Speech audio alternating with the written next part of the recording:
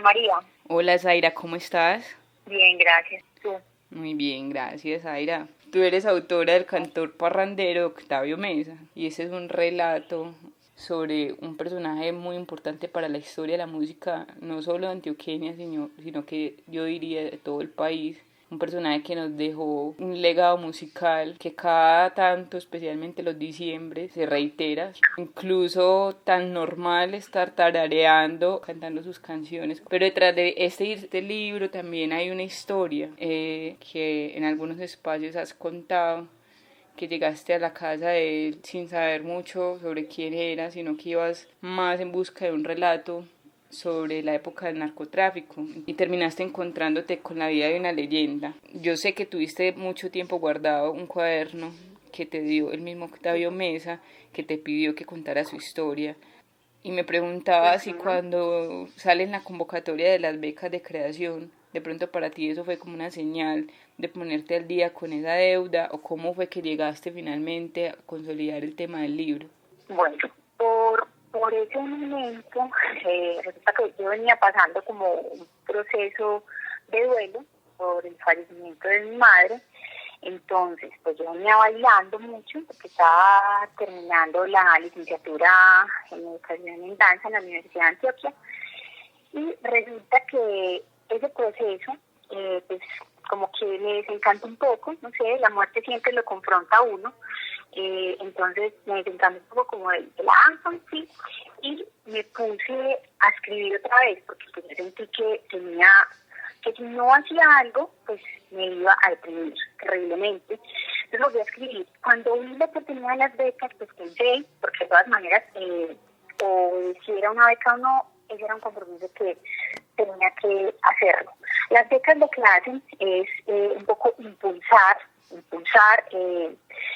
el asunto pues para terminarlo, porque realmente puede ser suficiente cuando tú ya tienes un proceso construido, pero puede ser muy poco cuando realmente no tienes cosas claras. ¿Cierto? Hay importancia también como de lo que hablaremos más adelante de la construcción del proyecto como tal.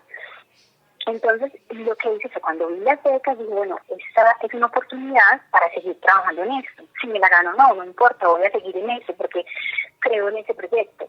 A mí realmente me costó bastante creer en el proyecto, pues porque, bueno, como tú decías, yo pues a Octavio Mesa le había dicho que realmente no sabía de esta música, no me gustaba mucho, y con este manuscrito, que como también mencionaste, era un gran compromiso de cómo voy a plasmar lo que quiero decir con toda esta información que no conozco.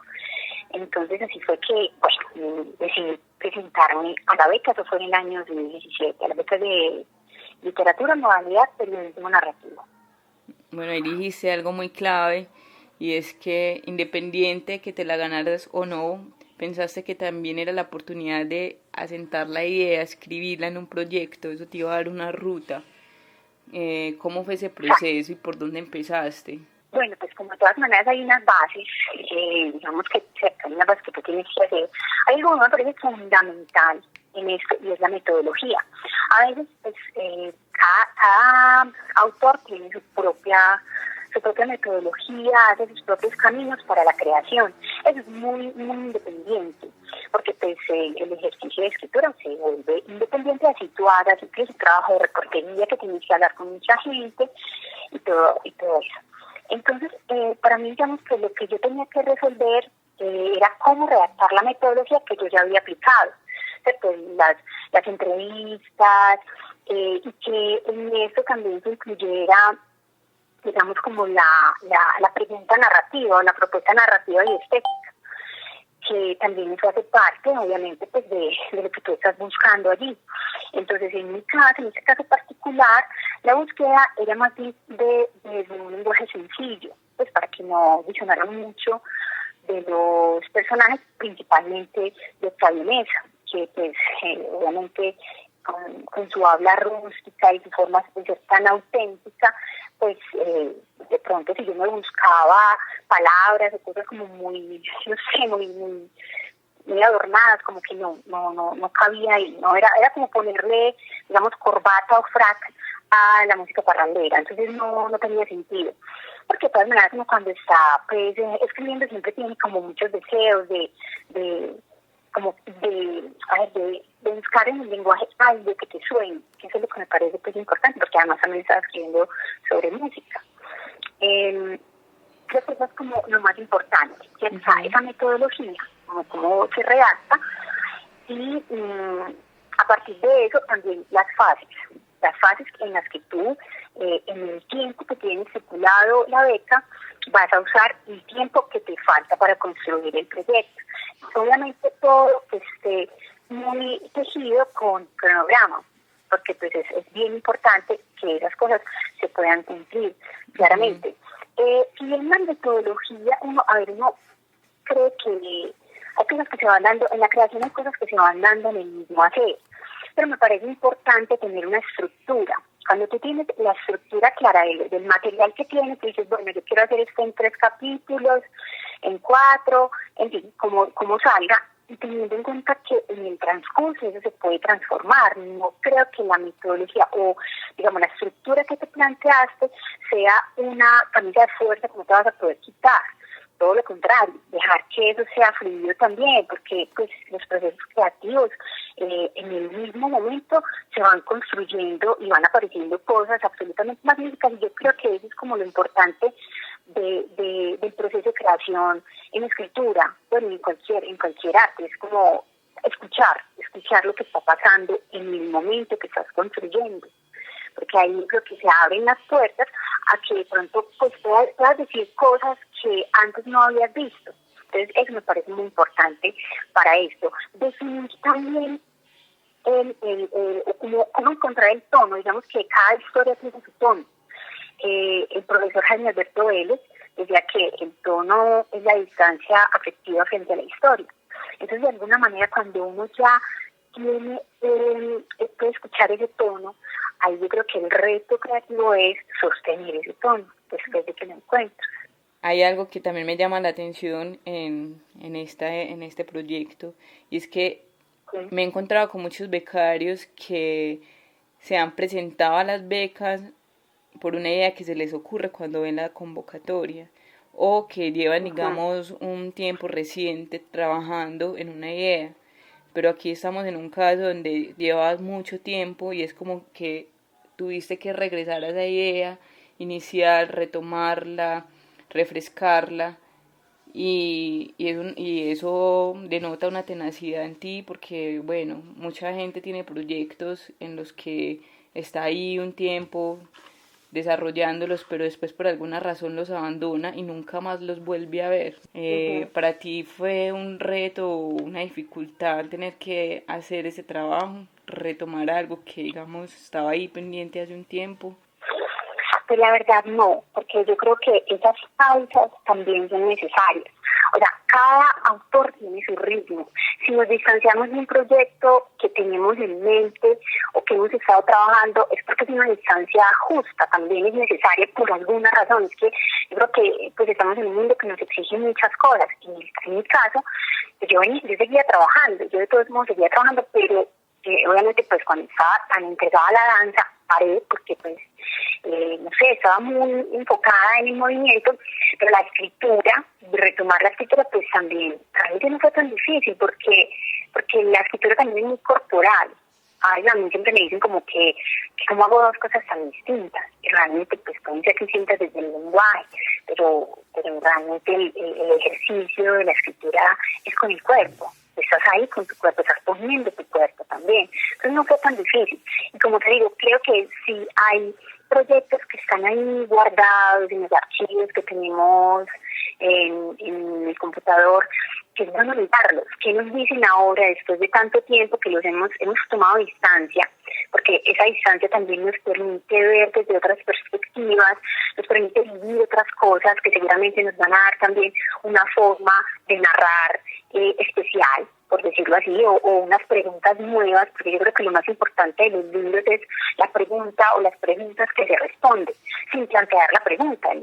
El libro responde una pregunta, y el lector pues también se responderá preguntas, o le dejará preguntas también. Entonces creo que es importante que no tener miedo a la hora de retomar o revisar esos proyectos que están guardados, que pues hay muchas historias por contar. Medellín tiene muchísimas historias por contar, y bueno, no solo Medellín pues, pero creo que sí es muy importante eso, como volver a mirar con los ojos de ahora los proyectos que había empezado o que he empezado hace años. Jaira, ¿y hay algún tipo de decálogo, mandamiento o principio que apliques en el proceso? Bueno, sí hay un principio para mí que me costó mucho aceptar. Primero, porque soy una persona muy sociable. Segundo, porque me parecía como un poco absurdo, pero la verdad encontré que a mí me funciona.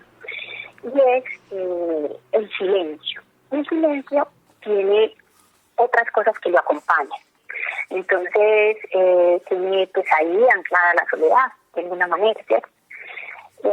¿Por qué? Yo me pregunto, ¿por qué? Pues la relación que yo establecí con la escritura es una relación muy íntima. Entonces, en esa relación tan íntima, pues yo necesito ese espacio de silencio.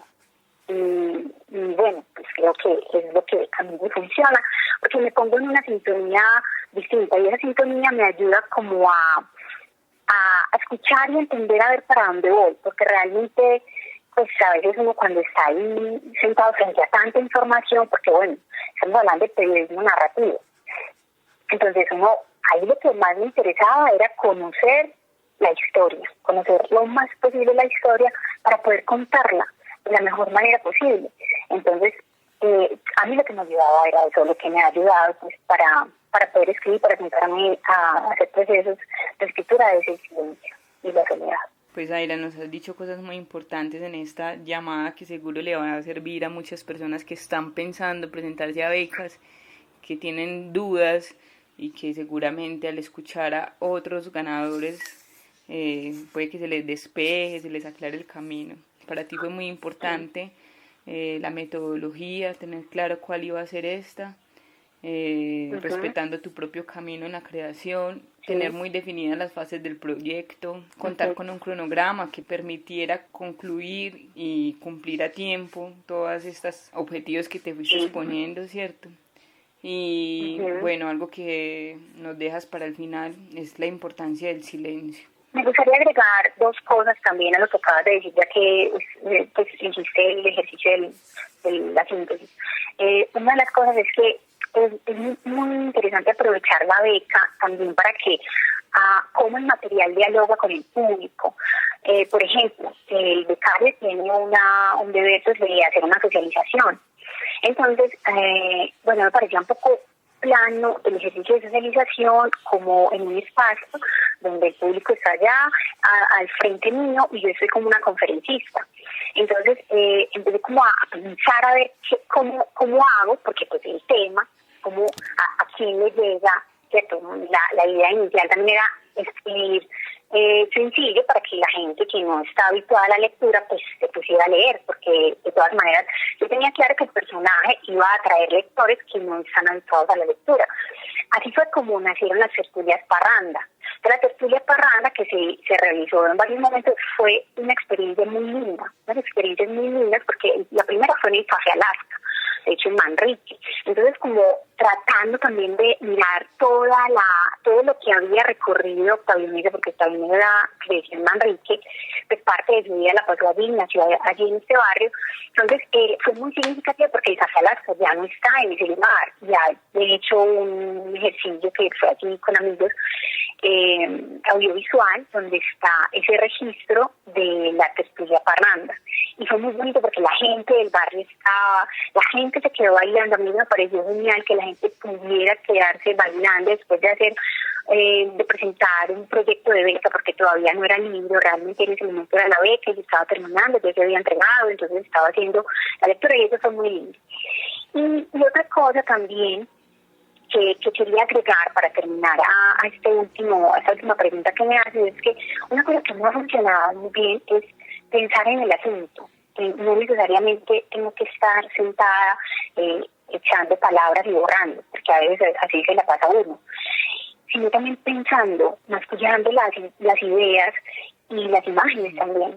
Entonces eso me parece otra forma que puede servir para que fluya luego la escritura de otra manera, porque ya hay un proceso de elaboración interno y luego sale con el ejercicio de escritura. Y bueno, yo creo que eso es todo ya pues, para terminar.